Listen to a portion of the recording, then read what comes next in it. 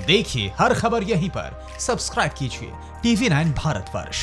नमस्कार, TV9 भारतवर्ष के digital platform पर आपका स्वागत है। मैं हूं शिवेंद्र। ऐसा लग रहा है कि पाकिस्तान की टीम जैसे ही इंग्लैंड के लिए रवाना हो गई, पाकिस्तान क्रिकेट बोर्ड को कुछ जो पेंडिंग मामले थे, लंबित मामले थे, उनको सुलझाने का समय मिला है। क्योंकि जैसा हमने आपको एक पिछले वीडियो में बताया था कि दानिश कनेरिया के मामले पर पीसीबी ने अपनी चुप्पी तोड़ी है, वैसा ही कुछ सलीम मलिक के मामले में भी हुआ है। सलीम मलिक का मामला आपको याद दिला दें कि साल 2000 में उन पर बैन लगाया गया था, बल्कि लाइव बैन लगाया गया था। और वो बैन लगा था, ऑस्ट्रेलिया के खिलाड़ियों ने ये सफाई दी थी या ये खुलासा किया था कहना चाहिए कि उनसे अप्रोच किया था सलीम मलिक ने।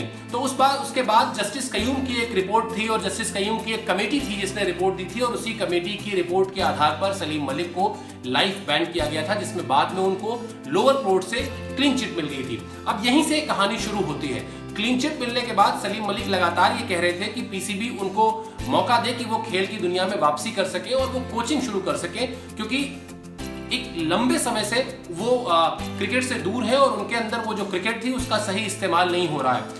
इस बीच में क्या हुआ कि जब पीसीबी से वो लगातार गुहार लगा रहे थे और पीसीबी ने चुप्पी साधी हुई थी, तो एक तरीके की तनातनी भी हुई और सलीम मलिक ने पिछली बार तो ये कह दिया कि पाकिस्तान क्रिकेट बोर्ड जिस तरह के सवालों का जवाब उनसे चाहता है, वो सवाल के जवाब वो नहीं देंगे, क्योंकि बात बहुत पुरानी हो चुकी है और वो भूल चुके हैं। अब इस पर आया है पीसीबी का बयान।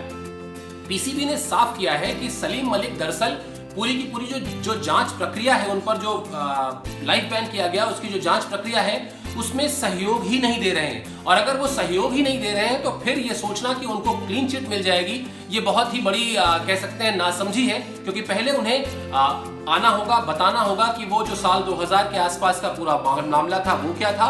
और इसके अलावा एक मामला 2011 के आसपास का भी है, जिसमें ऐसा कहा जाता है कि सलीम मलिक ने इंग्लैंड में किसी से मुलाकात की थी। तो इन सारी मुलाकातों का और जो जांच का जिक्र है उसका डिटेल मांगा था पीसीबी ने, और अभी तक वो डिटेल सलीम मलिक ने दिया नहीं है। सलीम मलिक आपको बता दें कि पाकिस्तान के बड़े खिलाड़ियों में शुमार रहे हैं। वो पाकिस्तान की कप्तानी भी कर चुके हैं। टेस्ट क्रिकेट में उनके 5000 से ज्यादा रन हैं, 100 से ज्यादा टेस्ट मैच उन्होंने खेले हैं। वनडे में उन्होंने करीब 7000 से ज्यादा रन बनाए हैं। अगर टेस्ट और वनडे को आप मिला दें तो 20 के करीब उनके शतक हैं। तो कुल मिला जुलाकर एक बड़ा खिलाड़ी, एक बड़े कद का खिलाड़ी जो है वो इस मामले में फंसा हुआ है पिछले लगभग 2 दशक से, और वो आए दिन इस बात की गुहार लगाता है कि उसको अब मौका मिलना चाहिए वापसी का। तो पीसीबी ने कहा है कि अगर वापसी करनी है तो फिर पहले जांच प्रक्रिया में सहयोग देना होगा, बैठना होगा, बताना होगा कि क्या कुछ हुआ था पूरी तफसील से, तब कहीं जाकर उनकी इस सुनवाई पर सोचा जा सकता है, सलाह मशवरा किया जा सकता है। सलीम मलिक हालांकि बीच बीच में यह आरोप भी लगाते हैं कि चूंकि पूरी की पूरी जो जांच प्रक्रिया थी उसमें वही एक कमजोर थे, इसलिए उन पर लाइफ बैन कर दिया गया। बल्कि जो बड़े खिलाड़ी थे, इंजमामुल हक और वसीम अकरम जैसे खिलाड़ियों का वो नाम लेते हैं और कहते हैं कि जो बड़े ताकतवर खिलाड़ी थे उनका कुछ नहीं हुआ, क्योंकि जस्टिस कयूम की जो रिपोर्ट थी उसमें कहा गया था कि वसीम अकरम और इंजमामुल हक जैसे खिलाड़ियों को भविष्य में कोई बड़ी जिम्मेदारी न दी जाए। लेकिन आप जानते हैं कि इन दोनों ही खिलाड़ियों को पाकिस्तान का कप्तान बनाया गया।